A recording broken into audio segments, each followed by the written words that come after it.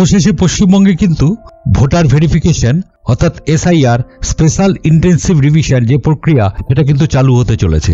আজকেই রাজ্যের সিইও দপ্তর অর্থাৎ চিফ ইলেকটোরাল অফিসারের দপ্তর জাতীয় নির্বাচন আধিকারিককে চিঠি লিখে জানিয়ে দিয়েছে যে এসআইআর অর্থাৎ স্পেশাল ইন্টেন্সিভ রিভিশনের যে সকল প্রক্রিয়া তারা প্রায় সম্পূর্ণ করে ফেলেছে। অর্থাৎ এই ভোটার ভেরিফিকেশন কাজটি হওয়ার আগে যে প্রক্রিয়া করার দরকার সেই প্রক্রিয়া কিন্তু চিফ ইলেকটোরাল অফিসারের দপ্তর সম্পূর্ণভাবে সেটি কমপ্লিট করে ফেলেছে। এবং আপনারা জানেন যে 2002 সালের ভোটার লিস্ট যেটা আগে প্রকাশ করা হয়েছিল সেখানে মাত্র 11টি জেলা ছিল, কিন্তু আজকেই সেখানে সবকটি জেলা আপডেট করে ফেলেছে চিফ ইলেকটোরাল অফিসারের দপ্তর। সেখানে কিন্তু সবকটি জেলা 2002 সালের ভোটার লিস্ট যেখানে আছে সেখানে কিন্তু সবকটি জেলা আপডেট হয়েছে এবং তারপরেই তারা চিঠি লিখে জানিয়ে দিয়েছে জাতীয় নির্বাচন আধিকারিককে যে তাদের এসআইআর এর যে প্রক্রিয়া সেটির কাজ তাদের কাছে সম্পূর্ণ।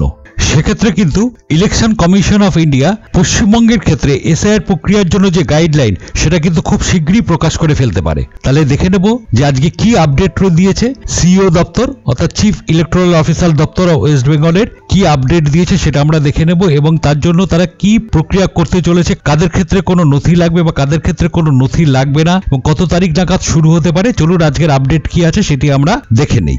ভিডিওটি প্রত্যেকেরই কাজে লাগবে, অবশ্যই শুরু থেকে শেষ পর্যন্ত দেখবেন। ভিডিওটি যদি ভালো লাগে তাহলে চ্যানেলটিকে অবশ্যই সাবস্ক্রাইব করে দেবেন এবং সাবস্ক্রাইব করবার সময় পাশে বেল আইকনটি অন করে দেবেন যাতে যখনই আমি কোনো ভিডিও দেবো তার নোটিফিকেশন সঙ্গে সঙ্গে আপনাদের কাছে পৌঁছে যায়। আর ভিডিওটি ভালো লাগলে অবশ্যই একটা লাইক আর কমেন্ট করে দেবেন। তাহলে দেখে নিই আজকের ভিডিওতে লেটেস্ট কি আপডেট দেওয়া হয়েছে।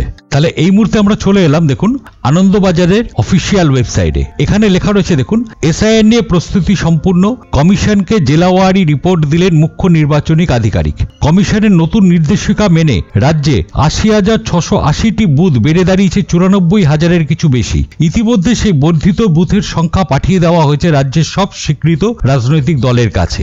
রাজ্যে ভোটার তালিকার বিশেষ নিবিড় সংশোধনের অর্থাৎ এসআইআর প্রস্তুতি কোন পর্যায়ে রয়েছে তা জানতে বুধবার জাতীয় নির্বাচন কমিশন চিঠি পাঠিয়েছিল রাজ্যের মুখ্য নির্বাচনী আধিকারিক সিইও ১ দপ্তরে। বৃহস্পতিবার সিইওর দপ্তর রাজ্যের সব জেলা থেকে আসা এসআইআর প্রস্তুতি সংক্রান্ত রিপোর্ট একত্রিত করে তা সবিস্তার নির্বাচন কমিশনকে পাঠিয়ে দিয়েছে বলে কমিশনের একটি সূত্র জানাচ্ছে। এসআইআর হলে রাজ্যের সিইও দপ্তর যে এই মুহূর্তে সব দিক থেকেই প্রস্তুত রয়েছে তা পরিষ্কার ভাষায় জানিয়ে দেওয়া হয়েছে নির্বাচন কমিশনকে। নির্বাচন কমিশন নির্দেশ দিয়েছিল এবার থেকে আর কোনো বুথেই ১২০০ বেশি ভোটার থাকবে না।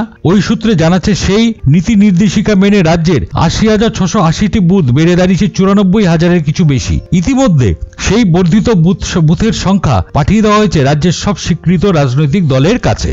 পশ্চিমবঙ্গ সহ গোটা দেশে পশ্চিমবঙ্গে ভোটার তালিকা এসআইআর হয়েছিল প্রায় ২ যুগ আগে ২০০২-২০০৩ সালে। বিহারে সদ্য শেষ হয়েছে এসআইআর। এবার পশ্চিমবঙ্গ সহ বাকি রাজ্য এবং কেন্দ্রশাসিত অঞ্চলগুলিতে শুরু হবে কাজ। সেই উদ্দেশ্যে বিভিন্ন রাজ্য এবং কেন্দ্রশাসিত অঞ্চলগুলিকে প্রস্তুতি সেরে রাখার কাজের জন্য গত মাসে চিঠি দিয়েছিল নির্বাচন কমিশন। কমিশন সূত্রে জানা গিয়েছে সকল রাজ্য এবং কেন্দ্রশাসিত অঞ্চলের মুখ্য নির্বাচনী আধিকারিক সিইও দপ্তরে চিঠি দেওয়া হয়েছিল। চিঠিতে booth level officer BLO supervisor, booth level agent BLA নিয়োগ এবং তাদের প্রশিক্ষণের কাজ শেষ করতে বলা হয়েছিল। সেই সংক্রান্ত তথ্য দ্রুত জমা দিতেও বলা হয়েছিল সিইওদের। অন্যদিকে বৃহস্পতিবার বিকালে পশ্চিমবঙ্গের সাংসদরা রাজ্য সভাপতি শ্রমিক ভট্টাচার্যের নেতৃত্বে কেন্দ্রীয় নির্বাচন কমিশনের দপ্তরে গিয়ে চিঠি জমা দিয়েছেন। কমিশন আধিকারিকদের সঙ্গে তাদের বৈঠক হয়েছে। মুখ্য নির্বাচন কমিশনার উদ্দেশ্যে লেখা চিঠিতে বিজেপি অভিযোগ করেছে যে পশ্চিমবঙ্গে অবাধ এবং শান্তিপূর্ণ নির্বাচনের কোনো পরিস্থিতিতেই থাকতে দিতে চাইছে না মুখ্যমন্ত্রী মমতা বন্দ্যোপাধ্যায়।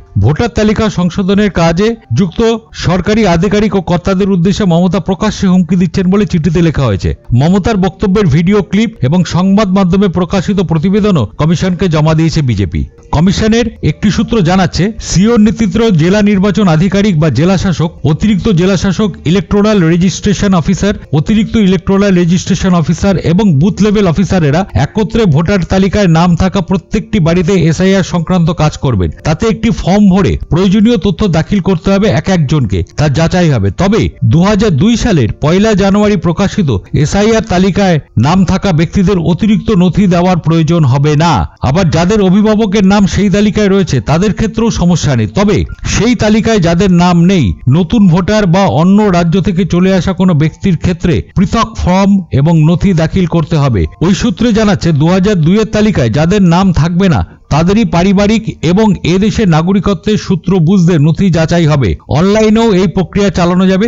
গোটা প্রক্রিয়ায় রাজনৈতিক দলগুলির বুথ স্তরের প্রতিনিধিরাও যুক্ত থাকবেন। তাহলে বোঝা গেল যে chief electoral officer of West Bengal তারা জাতীয় নির্বাচন আধিকারিককে জানিয়ে দিয়েছে তাদের এসআইআর প্রক্রিয়ার জন্য যেগুলি করা দরকার তাদের কিন্তু সে কাজটি সম্পূর্ণ। কারণ আপনারা জানেন ইতিমধ্যে অর্থাৎ আজকেই 2002 সালের যে ভোটার লিস্ট সেই ভোটার লিস্ট কিন্তু সম্পূর্ণভাবে আপডেট হয়ে চলে এসেছে সিও ওয়েস্ট বেঙ্গলের যে ওয়েবসাইট আছে সেই ওয়েবসাইটে। এবং হয়তো আগামী সপ্তাহে বা তার কিছুদিন পরেই হয়তো রাজ্য জাতীয় নির্বাচন আধিকারিক পশ্চিমবঙ্গে এসআইআর অর্থাৎ স্পেশাল ইন্টেনসিভ রিভিশন যে ভোটার ভেরিফিকেশন প্রক্রিয়া তার গাইডলাইন কিন্তু প্রকাশ করতে পারে। তবে এই নিয়ে এখনো পর্যন্ত কোনো রকম অফিসিয়াল বিজ্ঞপ্তি দেওয়া হয়নি। যখন অফিসিয়াল বিজ্ঞপ্তি আসবে তারপর অবশ্যই আমরা একটি ভিডিও নিয়ে আসব। কিন্তু আশা করা যায় যে জাতীয় নির্বাচন আধিকারিক হয়তো অল্প কয়েকদিনের মধ্যে অর্থাৎ সামনের সপ্তাহ হতে পারে বা 8-10 দিনের মধ্যে হতে পারে পশ্চিমবঙ্গের ক্ষেত্রে এসআইআর প্রক্রিয়ার অর্থাৎ ভোটার ভেরিফিকেশন প্রক্রিয়ার যে গাইডলাইন সেই গাইডলাইন কিন্তু তারা অবশ্যই অফিসিয়াল ওয়েবসাইটে প্রকাশ করে দেবেন। তাহলে আজকের ভিডিওটি আমি এখানেই শেষ করছি। ভিডিওটি যদি ভালো লেগে থাকে তাহলে অবশ্যই চ্যানেলটিকে সাবস্ক্রাইব করবেন, আর ভিডিওটি ভালো লেগে থাকলে অবশ্যই ভিডিওতে একটা লাইক আর কমেন্ট করে দেবেন। এই ধরনের আরো কিছু ভিডিও আমি পরবর্তীকালে নিয়ে আসছি। আমাদের সঙ্গে থাকুন। ধন্যবাদ।